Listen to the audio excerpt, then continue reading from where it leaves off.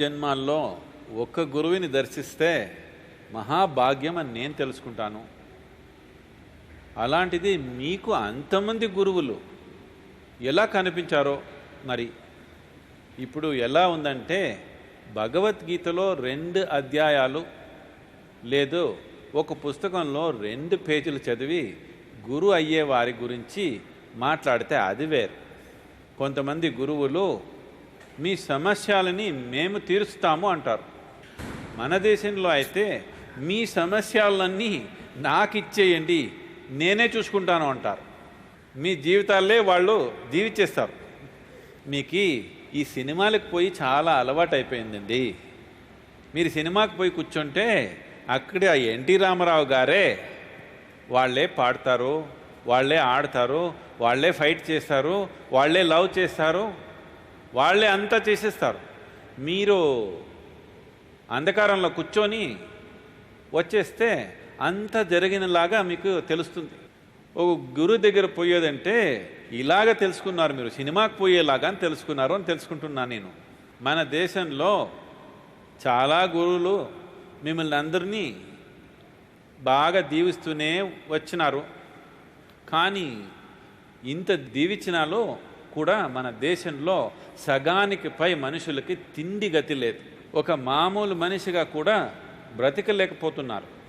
ఎంతోమంది మీకు ఓదార్పునిస్తారు. ఓదార్పునిచ్చేవారిని మనము ఋషి అనవచ్చును, సాధు అనవచ్చును, అంటే గురు అనము.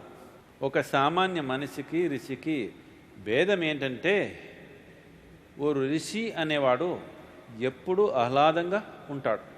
అంతేకాదు వారు ఎప్పుడూ అందరికీ మంచి కోరుకుంటారు. అలాంటి వారంతా గురువులు కాలేరు. వారిని మనం సాధు అనవచ్చును, ఋషి అనవచ్చును, సన్యాసి అనవచ్చును. కానీ గురువు అనేవారు ఎప్పుడూ ఆహ్లాదంగానే ఉండాలని అవసరం లేదు. నన్ను చూడండి, నేను ఆహ్లాదంగా ఉన్నానా? లేదు కదా. అలాగే లేదండి.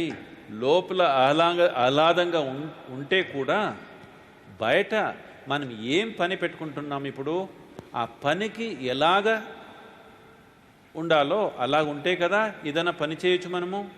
నా ఉద్దేశం మీతో తీయని మాటలు చెప్పటం కాదు. గురువు ఉద్దేశం మిమ్మల్ని నిద్ర నుండి లేపేయటం, నిద్ర పట్టించేది కాదు. నిజమైన గురువు మాటలు మిమ్మల్ని కలవరపరుస్తాయి, మిమ్మల్ని నిద్రపోయినవు. ఎందుకంటే ఆయన మీకు శాంతి దూతడు కాదు. మీరు ఎప్పటి నుండో కూడా పెట్టుకున్న అభిప్రాయాలు ముక్కలు ముక్కలుగా నరికేస్తాడు. మీరు సరైన దారిలో నడవటానికి సహాయం చేస్తాడు.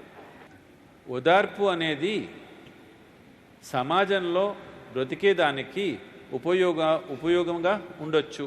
కానీ మీకు ముక్తి దొరకదు.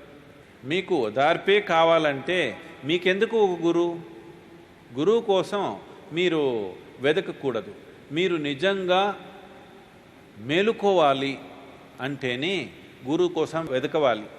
మిమ్మల్ని మీరు మార్చుకోవాలి అని మీకు తీవ్రంగా అనిపిస్తేనే, ఆ ఒక ఉద్దేశం కలిగితేనే మీరు ఒక గురువు కోసం వెతకవాలి. అలాంటి తీవ్రమైన ఆశ ఉంటే మాత్రం మీరు గురువు కోసం వెతకాలి. లేకపోతే అలా బీచ్లో లేక పార్కులో హాయిగా నడవండి, లేదా మంచి ఒక రెస్టారెంట్కి వెళ్ళి కడుపు నిండా తినండి. అదే నయం మీకు. సరే, నా గురువుని ఎలా గుర్తుపట్టాలి? మీరు గురువు కోసం వెతికే అవసరం లేదు.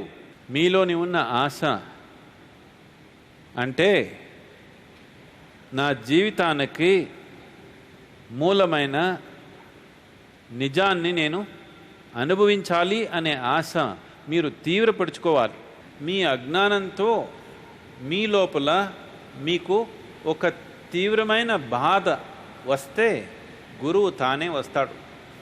అప్పుడు మీరు అడగొచ్చు, నా గురువుని ఎలా గుర్తుపడతానని. మీ గురువుని చూసినప్పుడు ఆయన సన్నిధిలో మీలోని అణువు కంపిస్తుంది. ఈ ఒక కొత్త అనుభవం వల్ల మీ మనసులో ఒక భయం కూడా వచ్చేదానికి అవకాశం ఉంది. ఇక్కడ ఉండకూడదు, నేను వెళ్ళిపోవాలి అని మీ మనసు చెప్తుంది. కానీ ఏదో తెలియని శక్తి ఆయన వైపు లాగుతుంది. మీకు అక్కడి నుంచి పరిగెత్తాలని అనిపిస్తుంది, కానీ అక్కడే ఉండాలని ఇంకొక వైపు మిమ్మల్ని లాగేస్తుంది. ఈ ఘర్షణ మీలో మొదలైతే ఆయనే ఖచ్చితంగా మీ గురు. కానీ ఆయన సన్నిధిలో మీకు హాయిగా ఆహ్లాదంగా ఉంటే ఆయన మీ గురు కాదు, మీ స్నేహితుడు లేదా ఒక మంచి మనిషి. ఆయన ఆశీర్వాదం తీసుకోండి అంతే, కానీ మీ గురువు మాత్రం కాదు. ఎందుకంటే మీరు గురువుని ఎంచుకుంటే మీరు నచ్చిన వారిని, ఎప్పుడూ మీతో మంచిగా ఉండేవారిని ఎంచుకుంటారు. మీ అహంకారాన్ని సపోర్ట్ చేసేవారిని మీరు ఎంచుకుంటారు.